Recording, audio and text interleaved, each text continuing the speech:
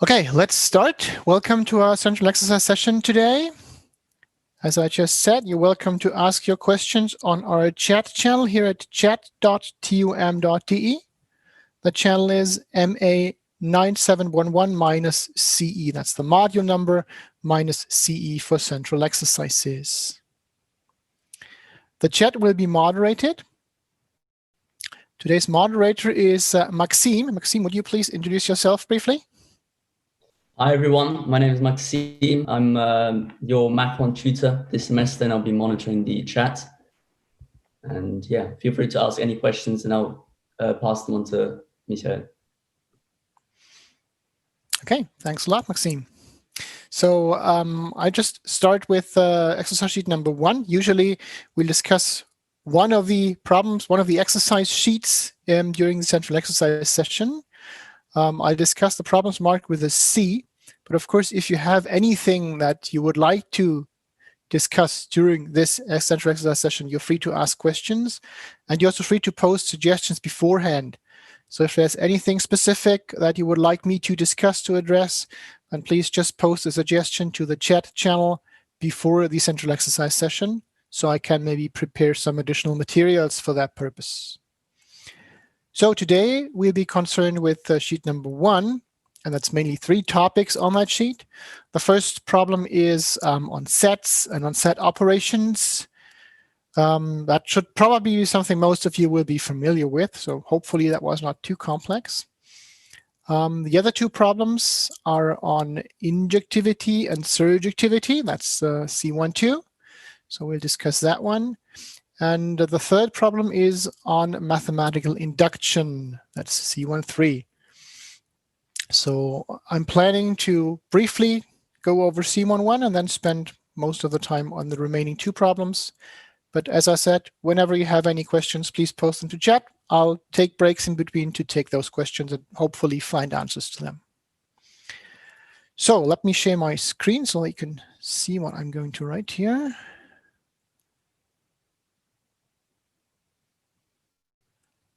Just a second.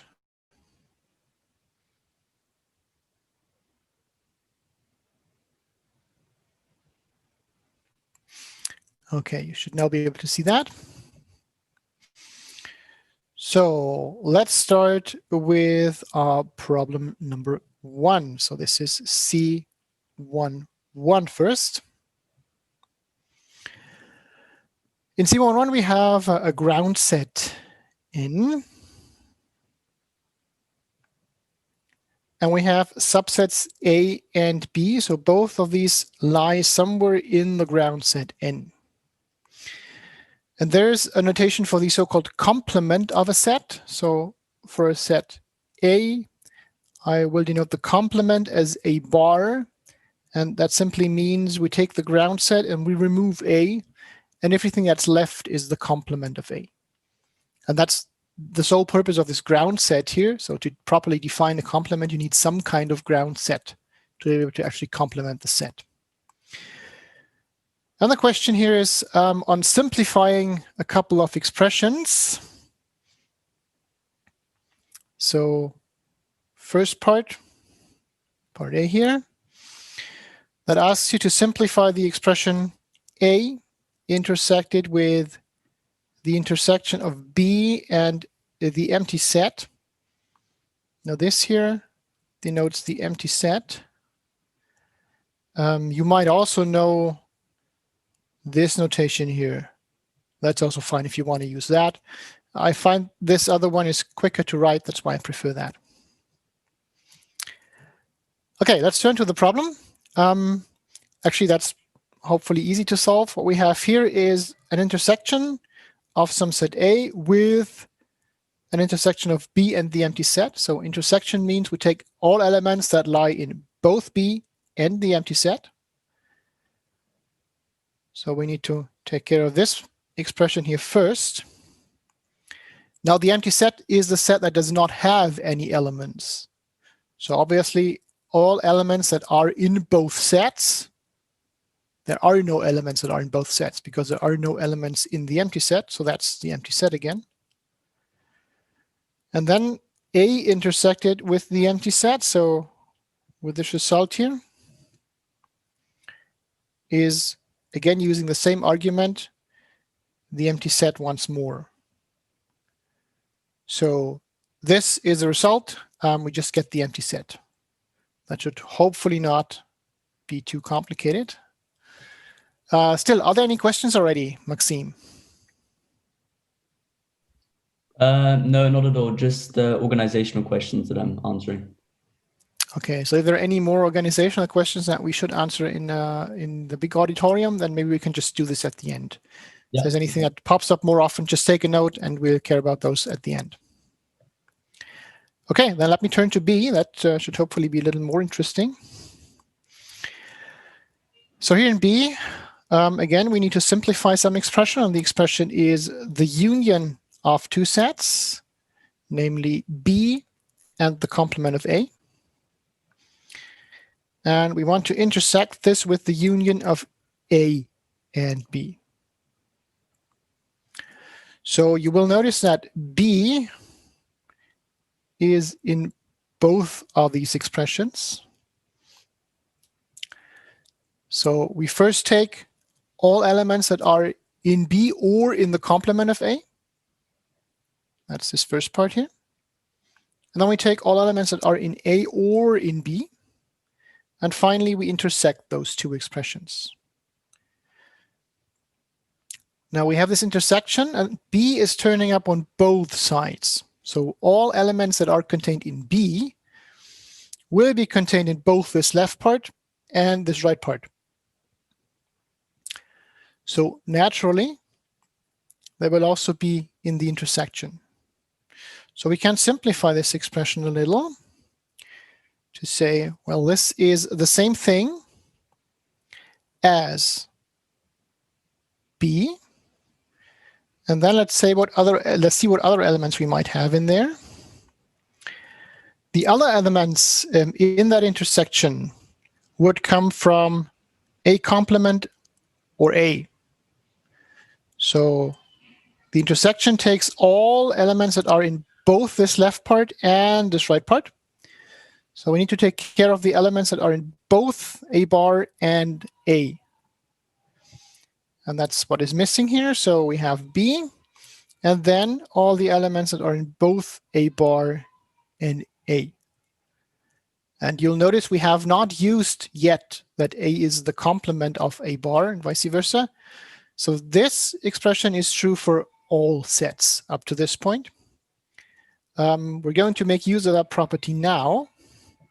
So as A bar is the complement of A, that means there are no elements that are both in A and in its complement. So the intersection of those two is the empty set. And that, of course, means well, what we have here is B, and then the union of B with the empty set. Well, it's all elements that are in B or in the empty set. The empty set doesn't contribute anything to that. So we just have all of B. And that's probably the simplest we can get here in this part B. So any questions for this problem? No, not yet. Not yet. Good. Let's go for C then. Pretty similar exercise. In this case, we have the intersection of A and B. And then we'll take the union of the intersection of A bar and B. Okay, so what happens here? Again, we'll use a similar argument. We have a union here, so we take in all the elements that are in either this left set or in this right set. In both cases, we intersect with B. So only elements that are contained in B can be in the left and in the right set. And that means we could also just care about all the other sets first and then intersect the result with B. And that means that's the same thing as intersecting B with, and let's see what we need here. So here on the left, we have elements that are in A, and here we have elements that are in A bar. We take the union of those, but only of those that are also contained in B. Now that's taken care of already. So what is left is basically taking the elements of A and of A bar. And that means we just need to take the union of A and A bar here and intersect that with B. So what we get is, well, A and its complement together, of course, just form the ground set N. So this is the same thing as B intersected with the ground set N. And as B is also a subset of N, that would mean that the intersection of B with the ground set is, of course, again, B. Okay, that completes problem number 1. A little bit on set operations. Again, hopefully nothing that is new to most of you. Maybe just a little bit formalism, but that's it. Any questions? Still no questions. It's going good so far. Still no questions. Okay, great. That means problem 1.1 was probably a lot too easy. Yeah, so let's go for 1.2 then. Maybe that's a little more complicated.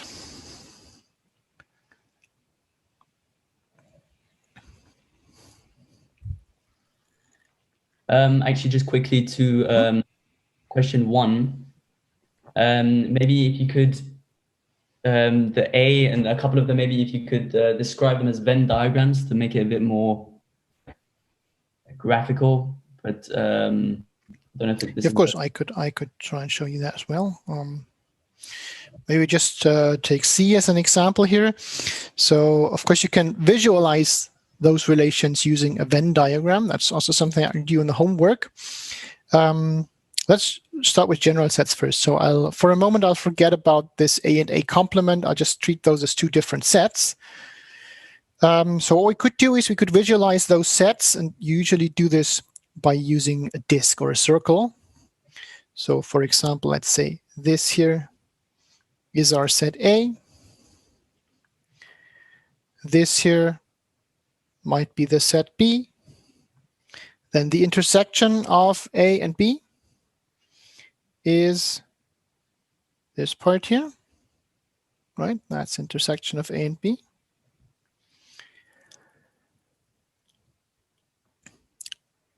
Now we need this A bar. So at this point, we should introduce the ground set probably. So let's see. Let's take this in blue. So let's say the ground set is this one. That's the set that encompasses all of the others here. So that's our N. And that means the set A bar is everything in N that is not in A. So A bar is this set here.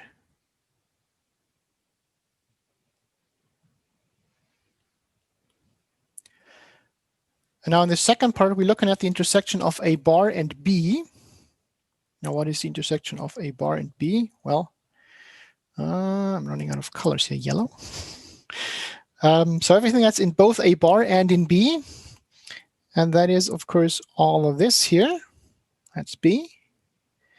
But I have to exclude all the elements in A because those are not in A bar, right? So this is, the yellow set is intersection of A bar and B. And finally, I'm looking at the union of these. So I'm looking at the union of the yellow set here and the blue set. And as you can see, the union of these two is, let's use red. The union of these two is just that set B again. Okay, so that is the blue A intersected with B and A bar intersected with B. Okay, so that's how you could use Venn diagrams to visualize that. And of course, you could do this for the other problems as well. It would look similar. And as I said, you'll be trying that in the homework. So any questions about that? Of course, you're welcome to ask now, but we can also discuss that in the tutorials on Thursday if you want to. Any questions now? They were asking if you could do it for B as well, but I think we have enough exercise for them to work on tutorials. I think so. So let's maybe do 1, 2, 1, 3 first, because I think those might be more complicated. If we have time at the end, I can do B as well. Remind me if I forget about that. Yeah. Great. Okay, so let's have a look at C12. So C12 discusses injectivity, surjectivity, and bijectivity. So let's first briefly recap what that means. Let's say we have a function. Then part of the definition of that function is providing its domain and its codomain. The domain is, well, let's say X is usually some set X, often a subset of the real numbers, but that need not be the case, depending on which space you're working in. And then the codomain is some other set that holds the values of that function. The codomain may be larger than the actual set of values, but it may, of course, not be smaller. Okay, so this is the domain here, at X.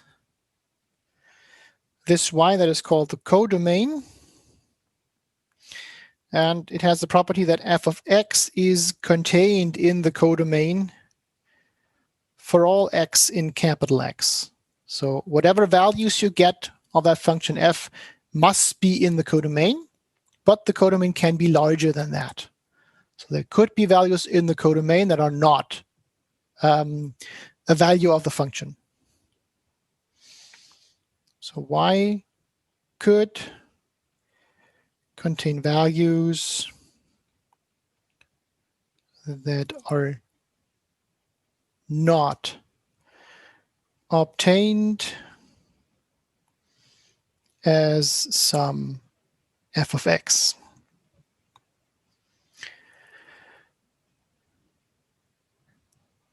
Okay, so these are domain and codomain. And to complete that discussion, there's also what we call the image of f.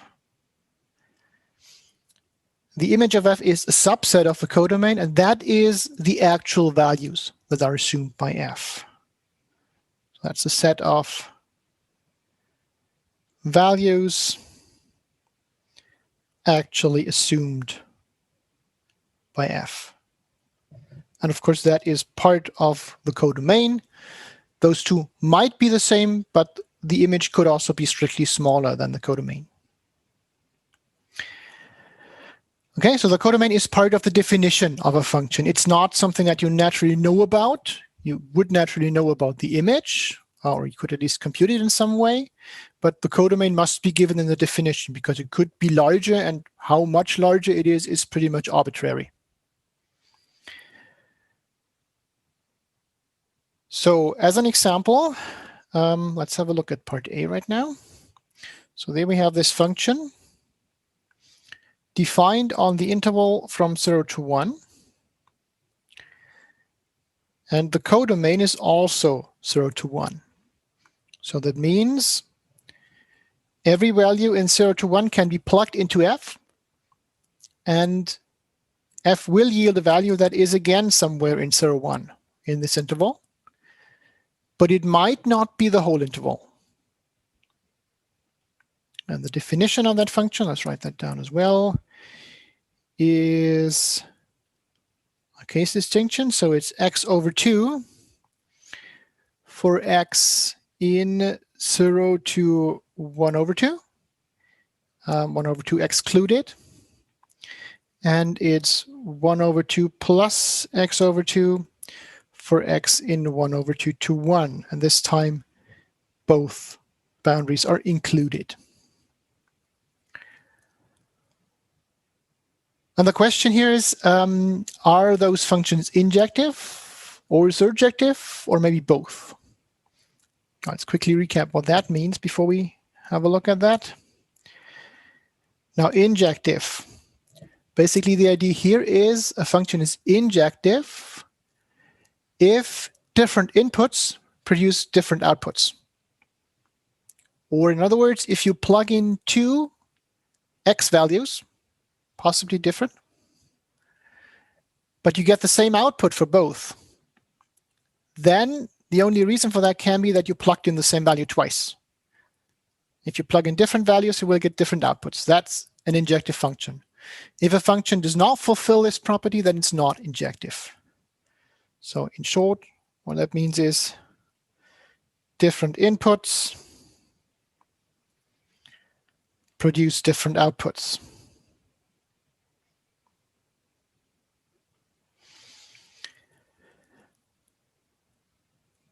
So let's have a look at this specific function here. Is that injective or not? If you can, it often helps to make a quick sketch of the function to get an idea of how it looks like, because that will help you find out whether it's injective or surjective or maybe both or neither. Usually a sketch is not a concise proof. So the sketch will hopefully give you the right idea, but you will still have to formally prove whether a function is injective or surjective. So in this case, let's try and make a quick sketch here. The function is defined on 0, 1, and the codomain is also 0, 1. So that means we can just go for a coordinate system where both axes go from 0 to 1. Let's say here's 1, here's 1 over 2, same here, 1 over 2, 1. So that's x, that's f of x here. And let's try and plot that function. So we have x over 2 between 0 and 1 over 2. So that's going to be a straight line that starts at 0. And if you plug in 1 over 2, then you would get 1/4. So for this x value here, the corresponding y value would be this one here. But you notice 1 over 2 is excluded, so we'll never get to that value. I'll denote this by having an open circle here. So this is the function on that first part of the interval. And at 1 over 2, the function changes. And the definition is now 1/2 plus x over 2. So if you plug in this first value here, you get 1/2 plus 1/4. So that's 3/4. The function starts here. Again, the function is a straight line. And that means we can just compute one other point on that line and then connect them. So this other point could be this one here. For x equals 1, we get 1 over 2 plus 1 over 2. That's 1. So this function goes from about 3 over 2 right here to 1 right here. So 3 over 2, that's here. And this time the point is included to 1 that is here. So that's the graph of that function f.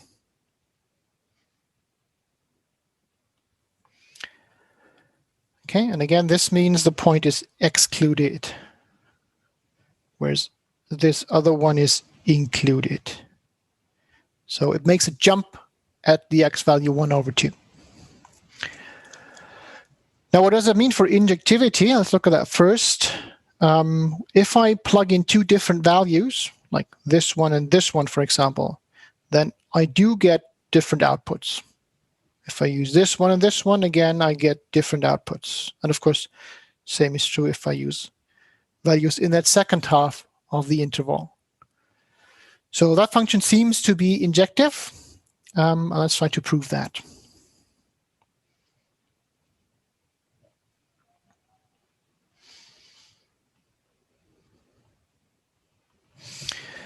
So what we need to show is if we take two values, x1 and x2, that have the same output, then the only reason for that is the input must be the same. So we'll take x1, x2 in the domain. In this case, this is 0, 1. So that's the domain in general. And let's assume we have picked two x's such that the function values are equal. F of x1 equals f of x2. And then we have to show that this implies x1 equals x2. So the only reason for that is we have picked the same x value twice, not different values. Let's do that.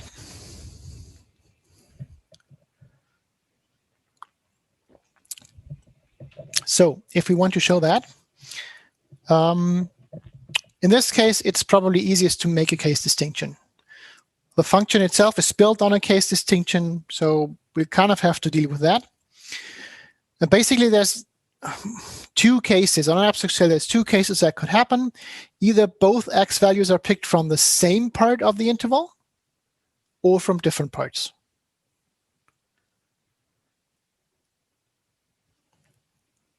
So let's just talk about those two cases here. Case 1, x1, x2 are both in the same interval, and let's start with the first half. So that could be the interval from 0 to 1 over 2. That means f of x1 is x1 over 2, and f of x2 is x2 over 2. So if f of x1 is equal to f of x2, this will imply x1 over 2 is equal to x2 over 2. And of course, you can immediately see, just multiply by 2. This implies that x1 is equal to x2. So that's what we needed. Case 2, or case 1a if you want. Again, both are in the same interval. And now let's say they are in 1 over 2 to 1. So the second part of the domain.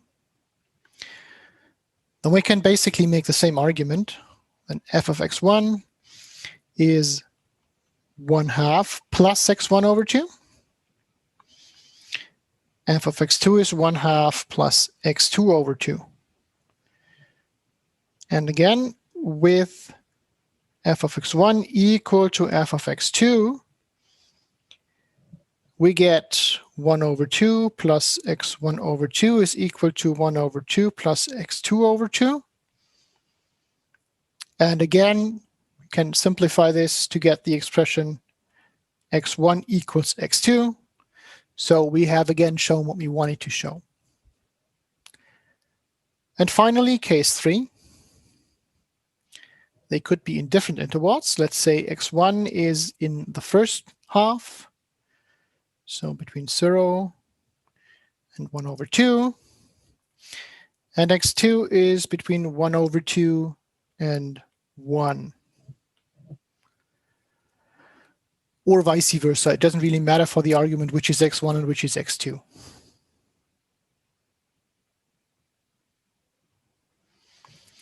Well, what happens then? Then f of x1 is x1 over 2. And as we can clearly see in the plot, the function is monotonously increasing. So this is for sure less, strictly less even, than 1 over 2, which is a quarter. On the other hand, f of x2 is 1 over 2 plus x2 over 2. And this is surely at least 1 over 2 plus 1 over 2 over 2. So that's 3/4. So that means f of x1 will always be unequal to f of x2. They can never be equal. And that means our assumption cannot hold here. So we assume the two function values would be the same. And that means that's a contradiction to the assumption.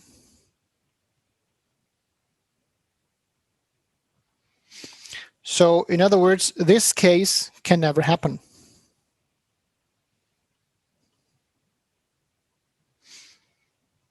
At least not under the assumption that we made. And that means we have covered all the cases. So the function f is really injective.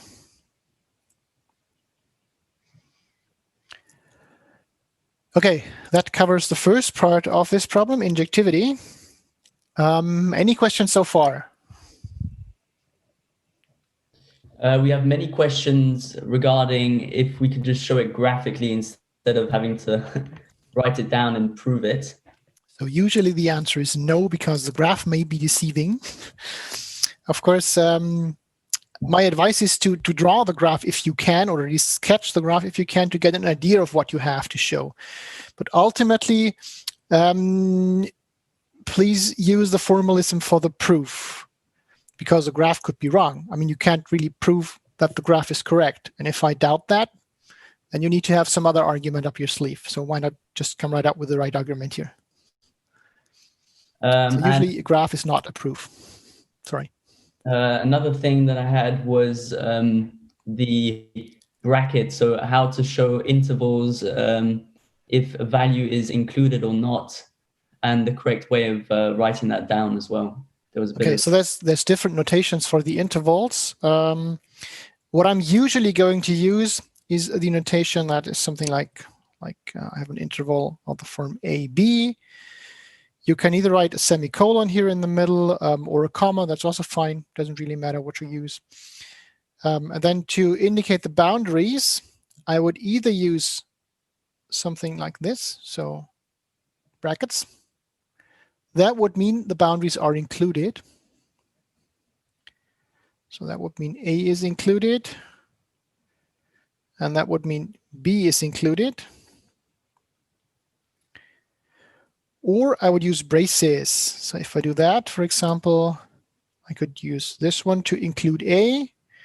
And then let's use red for that. Yeah.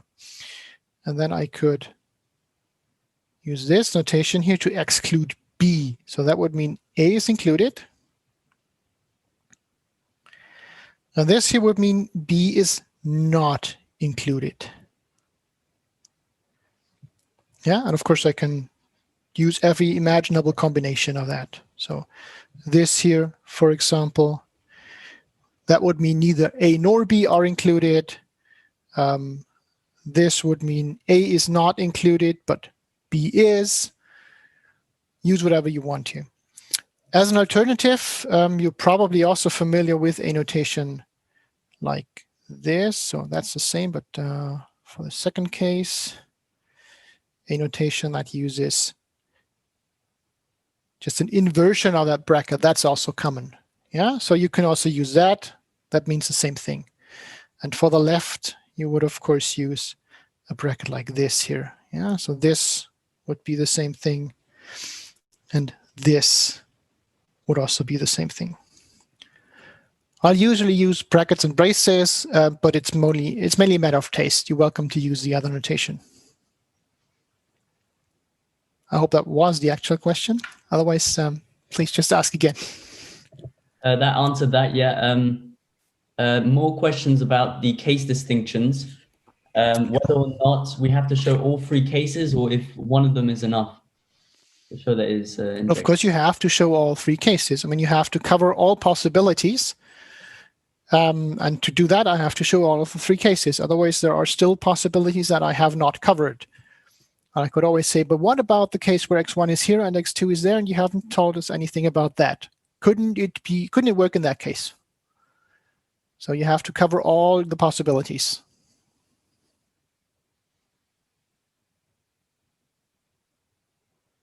That's it. Any more questions? One recurring question as well is if you can prove injectivity by saying simply that a function is increasing or monotone increasing or decreasing. Yeah, we'll discuss that point later on in the lecture. That's why I haven't really wanted to use that. And now I did implicitly make use of that fact as well, I know.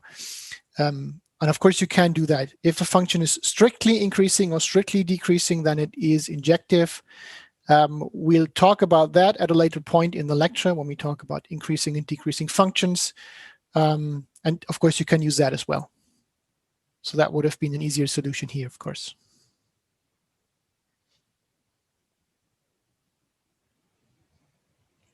That's it? No more questions? Yeah, for now, that's it. Okay, great. So let's talk about surjectivity as well. That's the second point on the list then.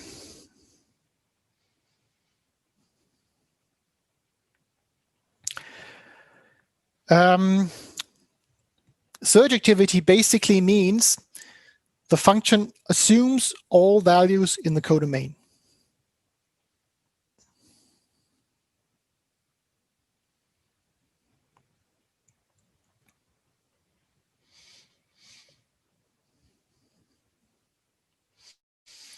Or to put it in a different way, the codomain is equal to the image. So basically the codomain is as small as it can possibly be. If a function has that property, then it is called surjective. And if you look at the plot here, you will easily see, well, the codomain, let's mark that briefly. So the codomain here is this part. So the question is every value in that interval actually assumed as a function value? And obviously that's not the case. If you take, for example, 1/2, and then you will see there is no x that assumes that function value 1/2. It just jumps up from 1/4 to 3/4 right here. So nothing in that interval is covered by the function. And that means this is not a surjective function. To prove that formally, the easiest way to prove that a function does not have a property is to just exhibit one counterexample. That's enough. Being surjective would mean that all possible values in the domain are assumed as function values, and that's what we would have to prove if we wanted to see that the function is surjective. So that means if you can show just one function value and prove that this will never be assumed as a value of the function, then we can be sure the function cannot be surjective. So one counterexample would be enough to refute surjectivity. So in this case, f is not surjective, and we will provide one counterexample to show that.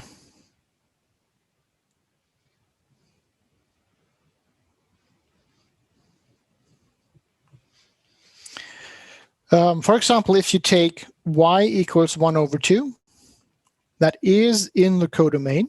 Codomain is 0, 1.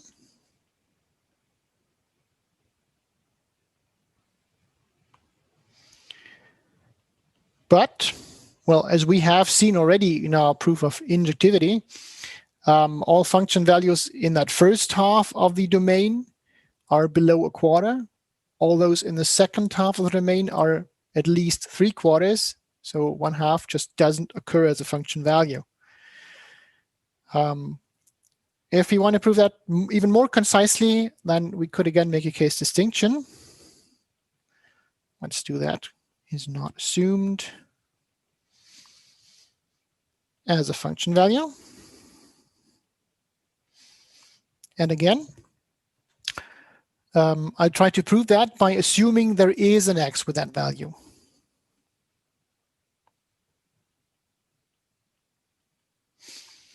An x in the domain somewhere with f of x equals 1/2. Then again, we have to make a case distinction because the function is defined onto different intervals. Case 1, our x might be in that first half from 0 to 1/2. And that means f of x is x/2, and that must then be 1/2. And of course, I can solve that for x. That means x must be 2 times 1/2, which is 1. But obviously 1 is not contained in the interval from 0 to 1/2. So that's a contradiction. So that means in that case 1, we can never find an x that has a function value of 1 over 2.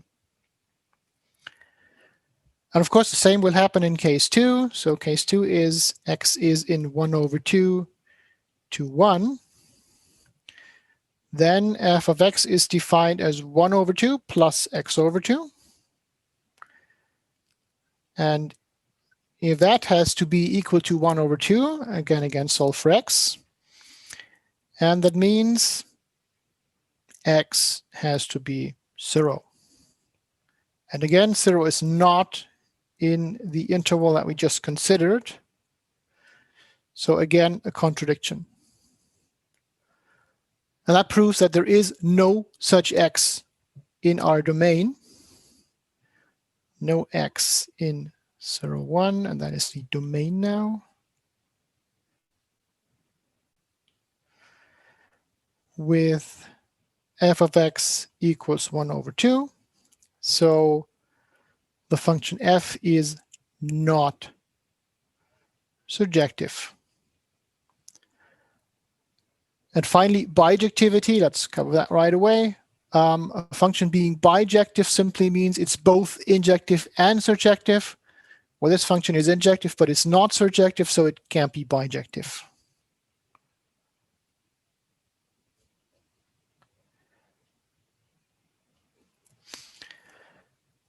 Okay, so let's see what questions about surjectivity we have.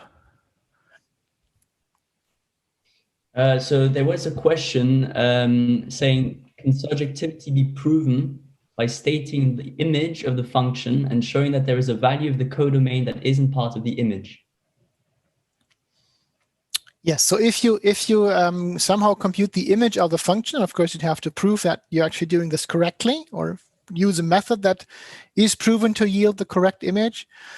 And if you then exhibit a value in the codomain that is not in the image, then surjectivity would be disproven. Yes, you could also do that. So I could have computed the image of that function and then seen that this is is a value in the codomain that is not included in the image. Somebody's asking what the arrow means on the right. The arrow on the right. So I assume you're talking about this one here. Exactly. So if that is the case, then this arrow here, a lightning bolt symbol, that means contradiction. Yeah, I should have set that somewhere.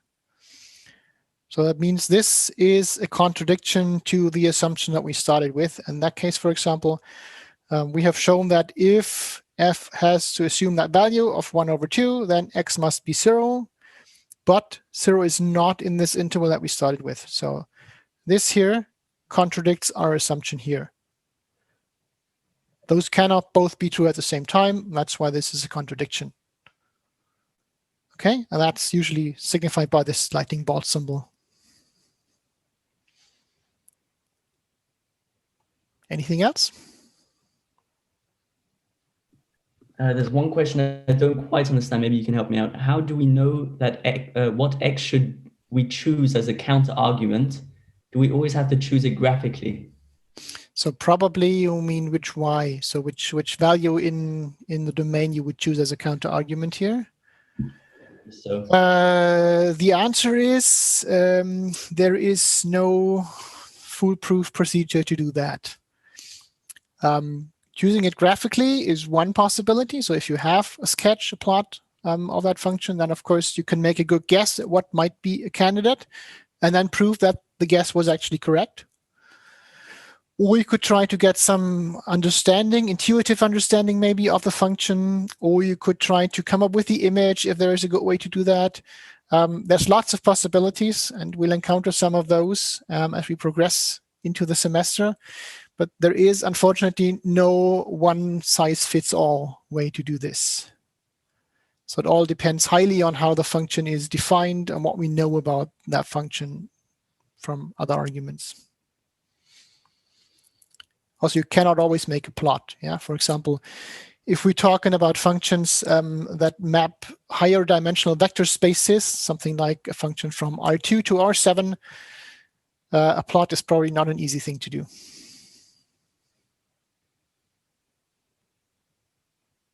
Other questions? I think it's time to move on. Okay, good. Then let's move on. So specifically, we have a part B here in that problem as well. That's one other function. Let's see if we can handle this a little more quickly. Again, the function from 0, 1, 0, 1. And this is defined now even in 3 different cases here. So we have 2x for x in 0 to a quarter excluded. We have 1 over 2 for x between a quarter and 3/4, both included. And we have 2x minus 1 for x in 3/4 to 1, where 1 is included and 3/4 is not. So what does that function look like? Let's make a quick sketch as well.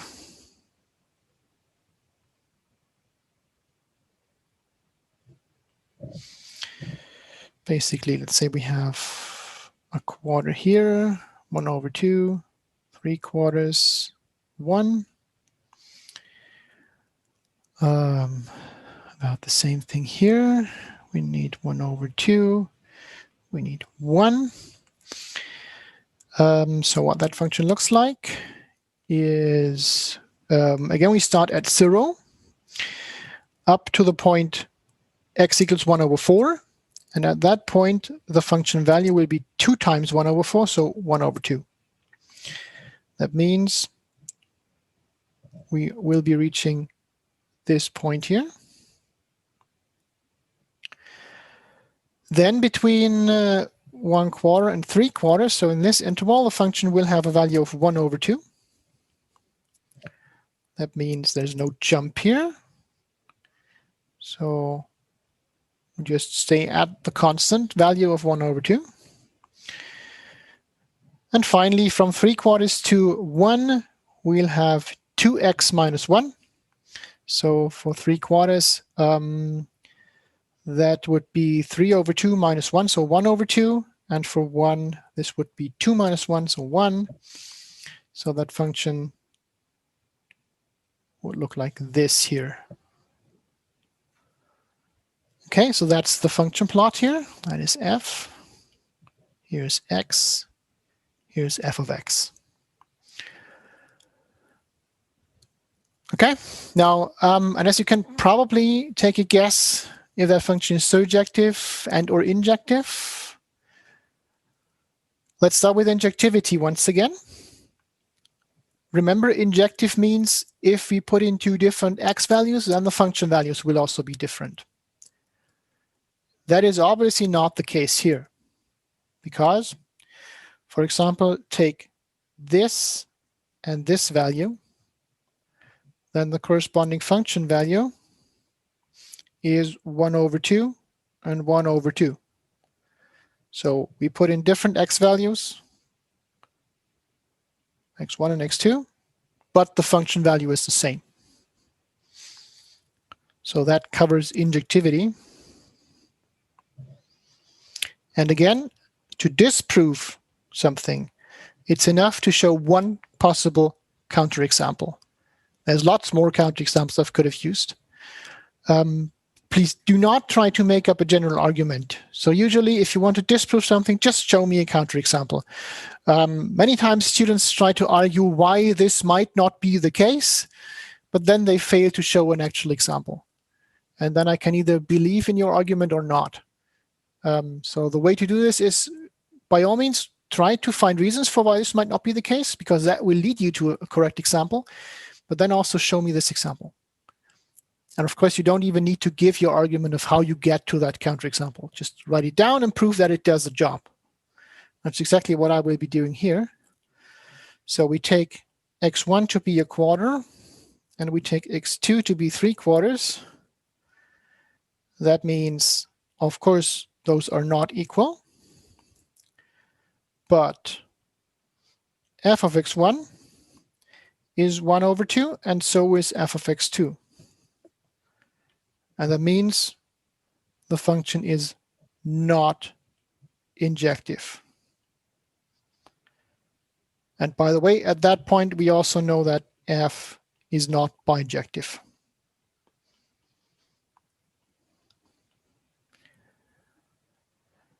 Okay, questions about that?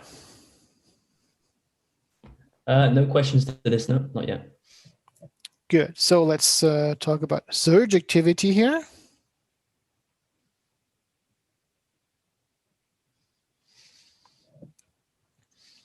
Now we want to prove that every value in the codomain is actually assumed by the function.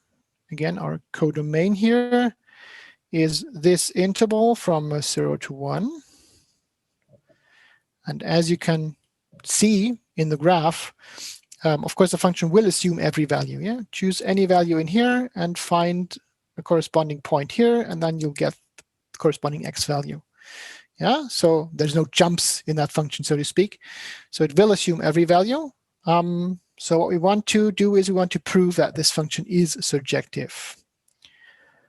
And to do that, we need to come up with a corresponding x value for every possible y in the codomain, such that f of x is y. So that's what we will do. We just say, well, let y be in the codomain. So in 0, 1, this is the codomain in this case. And we need to find an x value in 0, 1. And that's the domain here. With f of x equals y. And to do so, well, the easiest thing we can do is, again, make a case distinction. Basically, if you look at that here, there's 3 different possibilities. Either the value is somewhere in this interval, then we're on that part of the function, so we are on that interval here for the x values. Or we have exactly 1/2, then any of these x values will do. Or we're above that, somewhere here. So we're in that part of the function, and then we'll get an x value somewhere here. So to actually compute the x values, it's easiest to just do a case distinction for the y. So the first case is, let's say y is somewhere between 0 and 1/2. I'll exclude 1/2 here. Then that means f of x is, by definition, 2x. No, let me rephrase that. I should say we will try to find an x in the interval between 0 and 1/4 with f of x equals y. And of course, that's, again, a guess. We're making that guess based on our sketch. If we wouldn't have that sketch, then we would have needed some other way to come up with a good guess here, right? So we try to find an x in that interval, and that means f of x equals 2x. And now if you want that to be equal to y, then of course we can solve that for x. We just need to put in x equals y/2, and it will work. The only question is, for the given y, is our x actually in the right interval? We need to make sure that this here holds. So is x in that interval that we started with?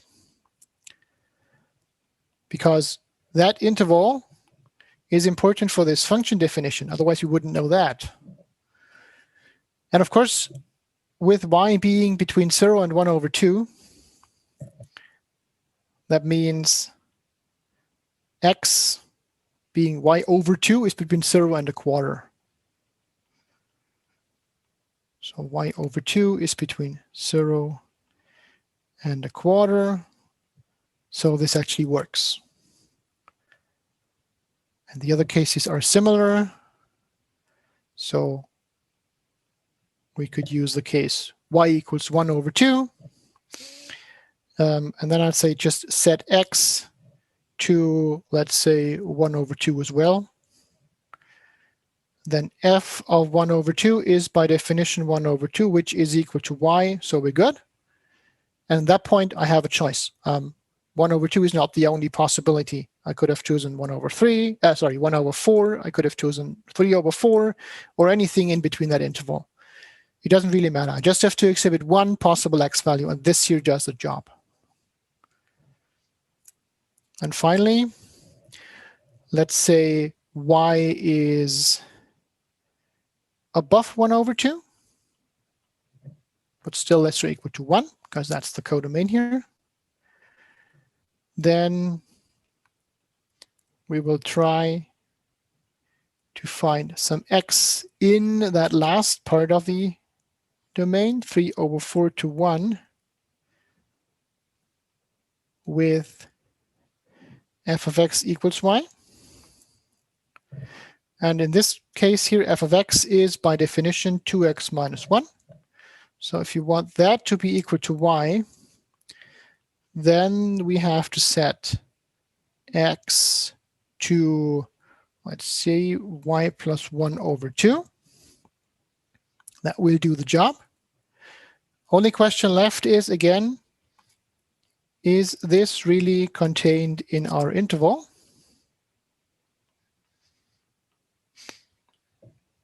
And again, we can just use our y here. So with y in the interval 1 over 2 to 1, well, what do we know about y plus 1 over 2 then? Well, obviously that is contained in, let's say, 1 over 2 plus 1, that's 3 over 2, and divided by 2, that's 3 over 4. So that's the 1 bound here. And for 1, we get 2 over 2, that's 1. So obviously that is the case. Okay, so that works as it should. And that means that case works as well. And all of these three together show, finally, that f is a surjective function. Okay, so this function is not injective, it is surjective, but it's not bijective either. Questions about that? We have a question asking, how do we differentiate codomain and the range? How do I differentiate codomain and the range? Well, so that depends a little on the terminology. I will usually not use the term range. I'll use codomain and image.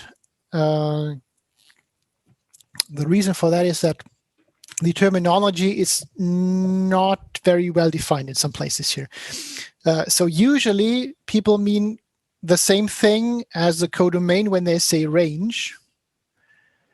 But there are also some people and some books that refer to the image as the range. So the use of range is ambiguous, and that's why I prefer not to use that word. If you want to use it, then please make clear what you mean. Just write something somewhere that I'll be using the word range for codomain, or I'll be using the word range for image. Do whatever you want, as long as you make it clear. Usually I'll stick to the words codomain and image. And a statement, if every function, can every function be called surjective if we just define the codomain the same as the image? Yes, so you can make every function surjective if you restrict the codomain to the image. Formally, you change the function. So as I said, the codomain is part of the function definition. And of course, you can come up with a new function that just differs from the old one by the codomain. You just change the codomain. If you make that codomain equal to the image, then of course you will get a surjective function. Yeah, that's true. But you can't call the function surjective because, as I said, the codomain is part of the definition. You have to take it as it is. You can alter it to make it surjective if you need to.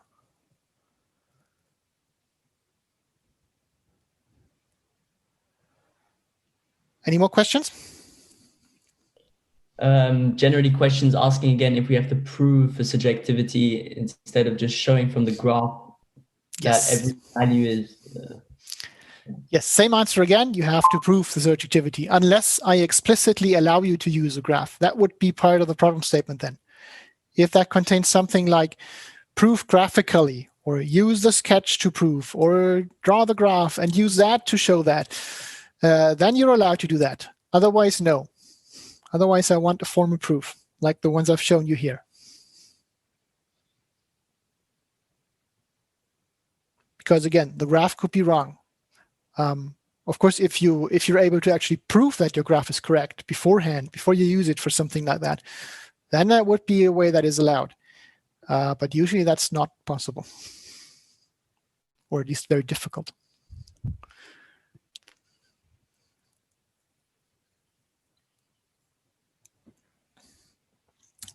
Anything else?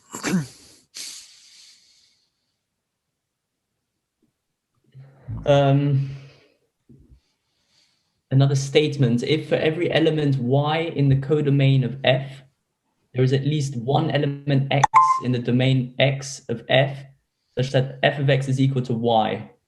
Is that the correct definition for surjectivity? Let me write that down to see if I got that correctly. So for all, let's say we have a function f x to y, right? So that we have names for the domain and the codomain. So you're saying for all y in y, there is at least one x in capital X such that f of x equals y. Is that right? Yeah, that's exactly. Okay, yeah, that's exactly the definition of surjectivity, yes.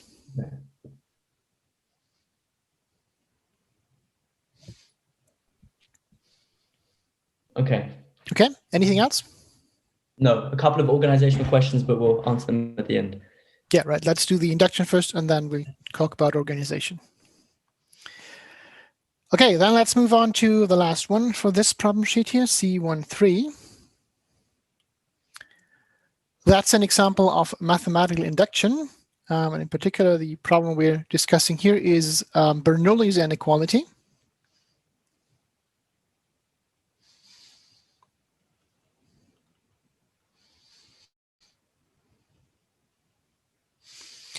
And Bernoulli's inequality says for any x, that we'll assume a non-negative x, and any n in n, the following inequality holds. 1 plus x to the power of n is at least 1 plus n times x. So we want to prove that inequality. I want to prove it holds for all natural numbers n. And to prove a statement for all natural numbers n is usually something that you will do with mathematical induction. In this case, of course, over n. What we need to do here is we need to do two steps. First step is we need to cover the so-called base case. That means we're basically proving the statement for one selected value of n. That will usually be the first value that you want it to hold for. So in this case, n equals 1 seems a good choice. And the second step will then be to extend the statement. The idea there is that we assume a statement holds for some value of n, not necessarily for all possible values of n, but there is a value of n where we know the statement holds. And of course, the base case would be such a possible value. We know it holds for 1. But we prove it more generally. We prove that if we know it holds for a certain n, then it also holds for the next value of n, so for n plus 1.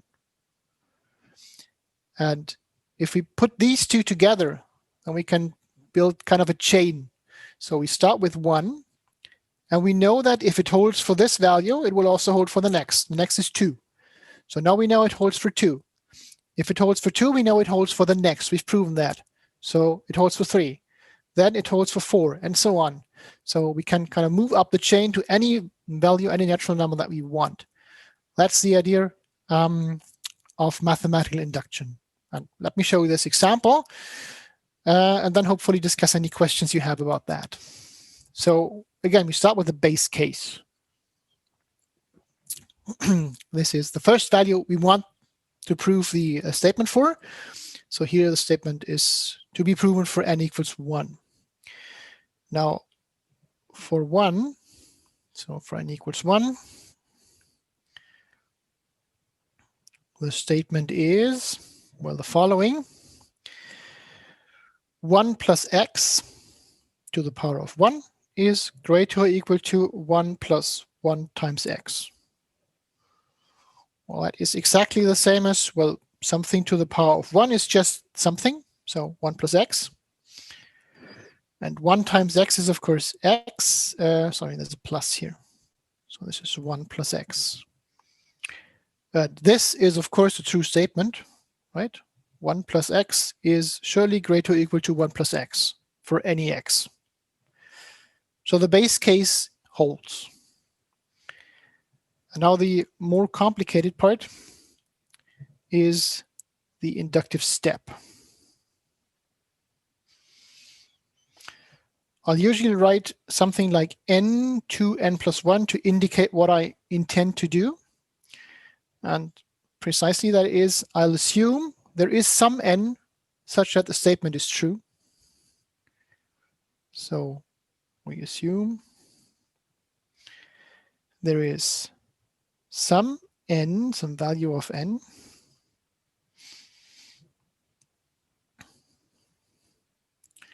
such that the statement is true.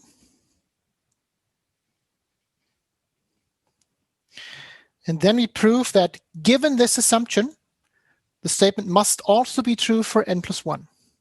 Again, for this specific n, not necessarily for every n, just for one specific n. So based on this assumption, we show that the statement is then also true for n plus 1. And this assumption, the statement is true for some specific n, this assumption is also referred to as the inductive hypothesis.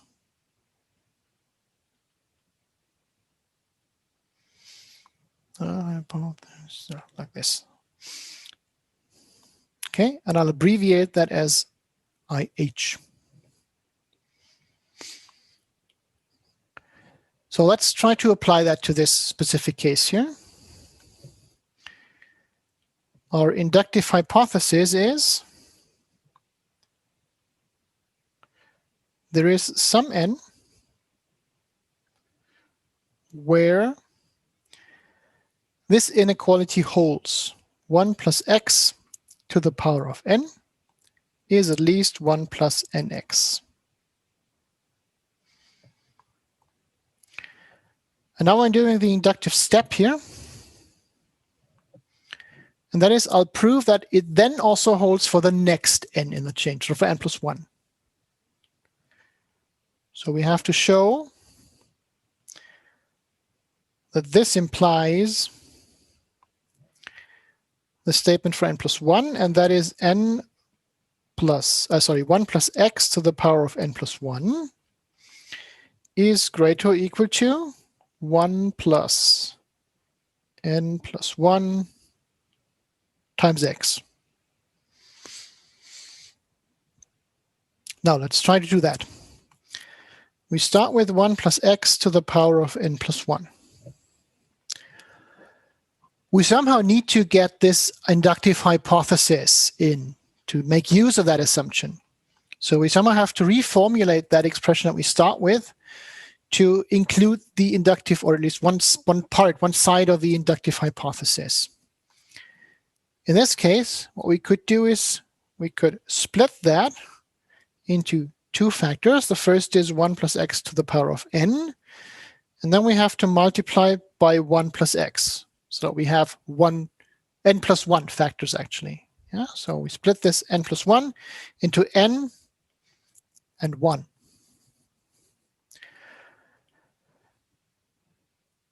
The advantage of that is that now we have this expression here. And this expression also appears here in our inductive hypothesis. We can now make use of that. So what we can do is we can say, well, this is by inductive hypothesis greater or equal to, well, that orange part is greater or equal to 1 plus n times x. And then, of course, we just have to copy the white part times 1 plus x. So this is where the inductive hypothesis enters. And now the question is, can we somehow reformulate that to get to this expression here that we want to prove? So let's see what this is. Let's just expand that. Then we get 1 plus n times x plus x plus nx squared. So can we somehow reformulate it to yield an expression like that? Well, we have the 1. That's a good start. We have the x. So let's maybe give that a try and see. We have 1, and then we have an nx here, and then x here. So that's n plus 1x. And then we're left with this part here. So plus nx squared. Now this first part here, that is what we want. But of course, we have to get rid of that second part somehow. Now, how do we do that? Well, n is a natural number. So that is greater or equal to 1 even. X is a real number, but x squared is surely greater or equal to 0 as well. So we can just say, well, this here is greater or equal to, we just copy the orange part. We don't change that.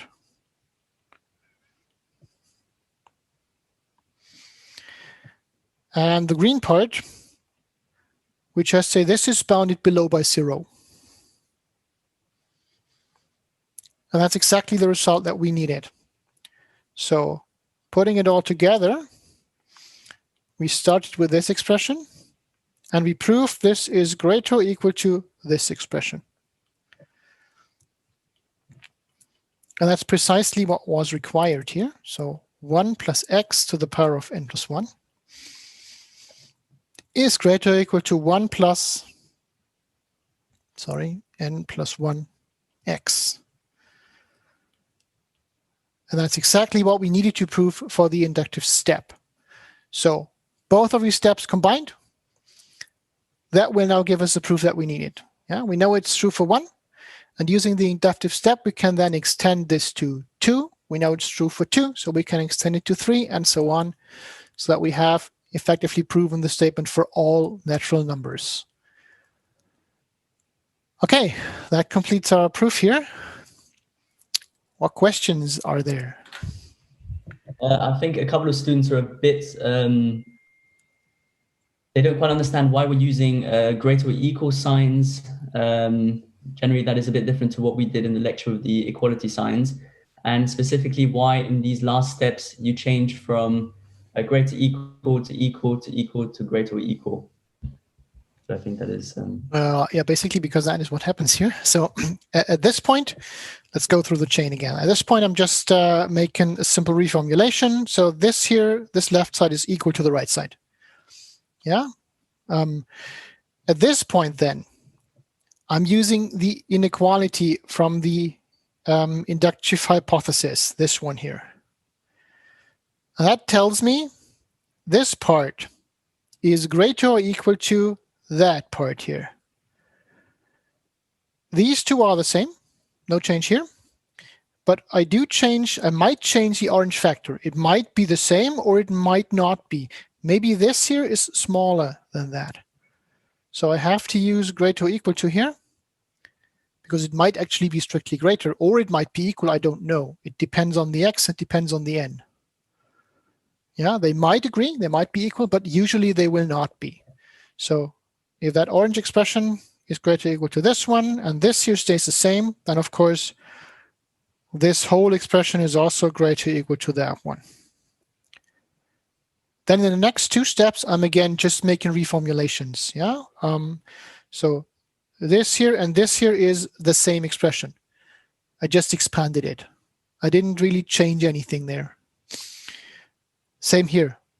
I regrouped it.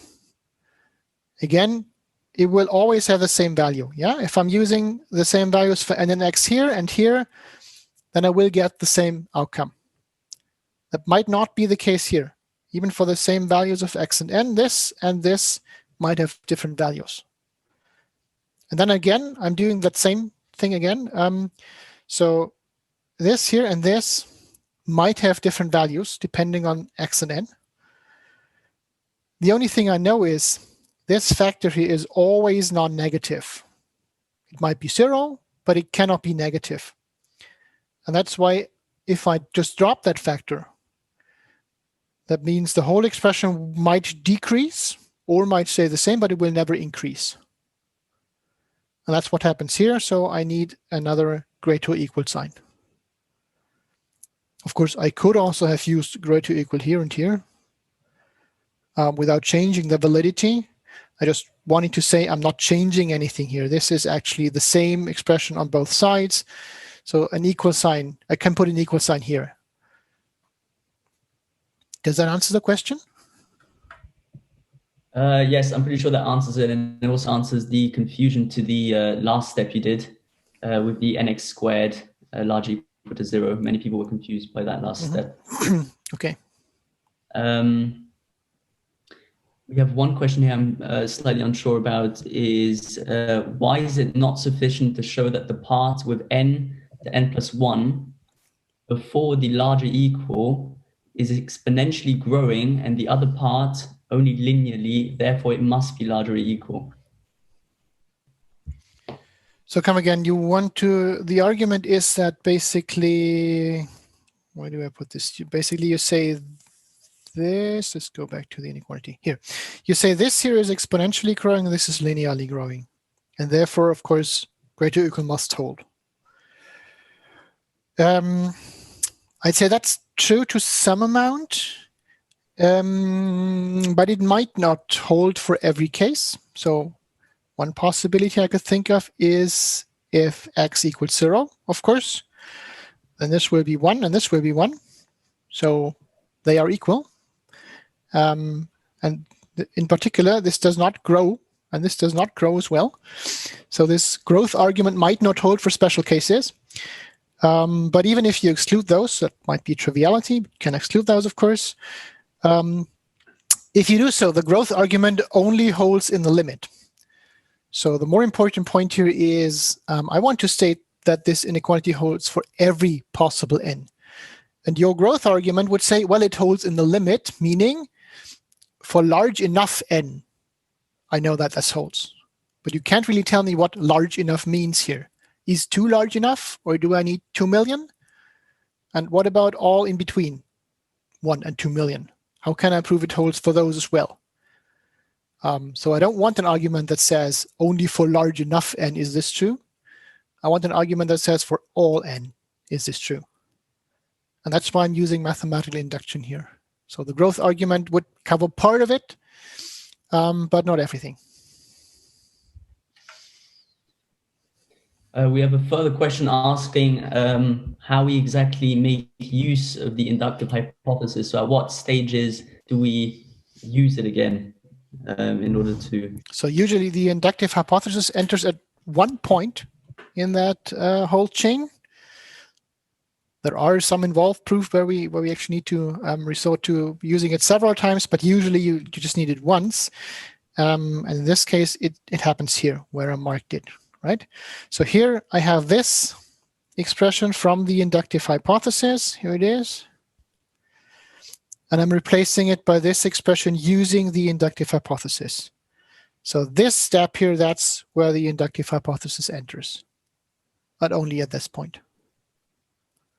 Yep, I hope that's clear. And I was slightly wrong. The last step with the nx squared is still being discussed a lot here in the chat. So maybe you could repeat that once more. I'll try. So if it's not clear, and please just ask again. So the argument here is that n times x squared must be non-negative, so greater or equal to 0, because we have a squared here. So any real number squared is necessarily non-negative. And because this here is a natural number, so of course this is non-negative as well. So what I have here is a product of two non-negative numbers, and that of course is also non-negative. And that means I have this orange expression plus something that might be 0 or larger than 0, never smaller. And I just drop this. And if I drop something, if I delete something that is non-negative from that expression, then it might become smaller or stay the same, but it will never increase. And that's just what I'm expressing here. Yeah. So this expression becomes smaller if I just drop that part here, that green part. So in other words, the expression before is larger than it is afterwards. Or it might stay the same. Yeah, so that's simply due to non-negativity of this expression. That's actually an argument that we use fairly often. So we just drop some part that we know is positive or non-negative, and then we can bound this expression. Did that answer the question, or did I get that wrong? No, that gave a good answer. So we talked before about setting the codomain to the image in order to make any possible function surjective. Yeah. A lot of questions then resulted asking what the advantage would be in not setting the codomain to the image. What if there is an advantage? Or So the question is, why not just set the codomain to the image every single time? Yeah. Well, because I might not know the image, for example. Maybe the function is very complicated and very involved, and I just have no easy means of getting to the image. I still need some kind of codomain, though. So I just start with one I can be sure about. Yeah, so usually I'll just use the whole space that I know. So R, for example, is, for the real valued functions, R is always a good codomain. I can always be sure it's in R. If I want to make sure it's in a smaller part, in a small interval, for example, then I have to investigate that function more closely. And of course, if I want to spend the effort to do that, I can. And I might get to a point where I know the image. But for more complicated functions, I just might not know, and I might not even care.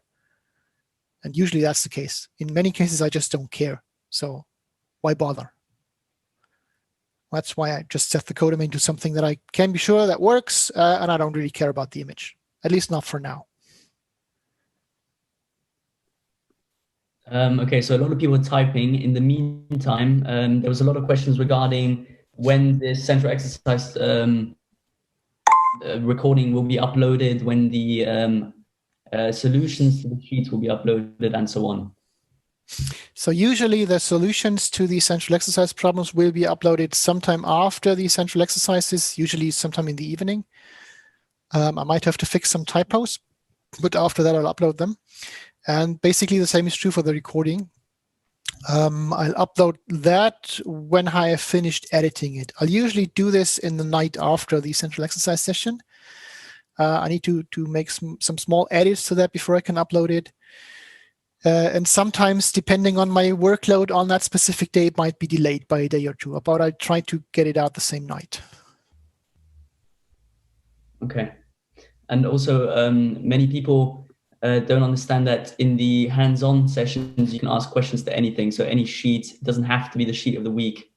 It doesn't have to be sheet of the week. It usually is. So that's what most people ask from my experience about the sheet of the current week. But of course, you can ask any questions about any sheet or about anything that was on the lecture that you didn't understand, or maybe have some other questions about. So the hands-on sessions are really where you can ask anything you want. And of course, basically the same is true for the Q&As. Yeah, the difference is in the hands-on sessions, you are usually working on the sheet in small teams. And if anything comes up, you can just call a tutor and ask so that you don't get stuck. That's basically the main idea here. Of course, you can also prepare questions and come with those questions already. But that's more for the Q&As. So the idea of the Q&As is if you encounter any questions that you think might need more discussion, or you might want another example, then register for the Q&As.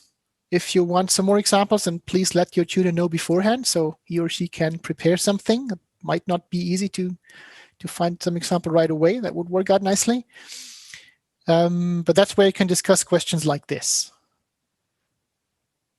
Okay, so for the Q&As and also for the tutorials, basically questions on anything are fine, as long as it's somehow connected to this lecture.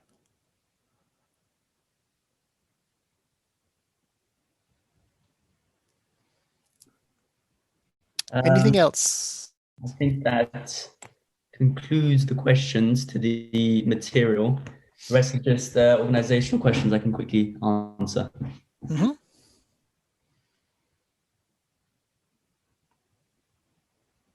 So that's all. Did I get that correct? Yeah, that's it. Okay, great. So then that concludes this central exercise session. Thanks to Maxime for moderating.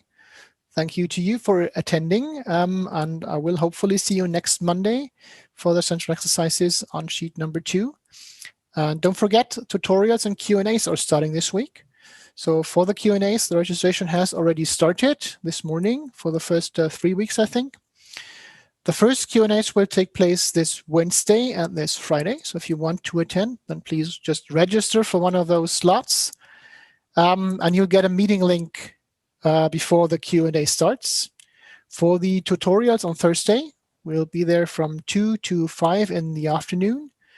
The meeting link is available on the Moodle page. So if you want to attend there, just drop by and we'll assign you to some group that you can work with. In the beginning, we'll basically try to use random groups so that you can hopefully meet some new people and see who you can work with, you would like to work with. And after, I don't know, 2 or 3 meetings, we'll give you a chance to actually choose your group if you have already someone to work with. Of course, you're even welcome if you work alone. We either just assign you to any group, or if you'd prefer to work alone, then just let us know.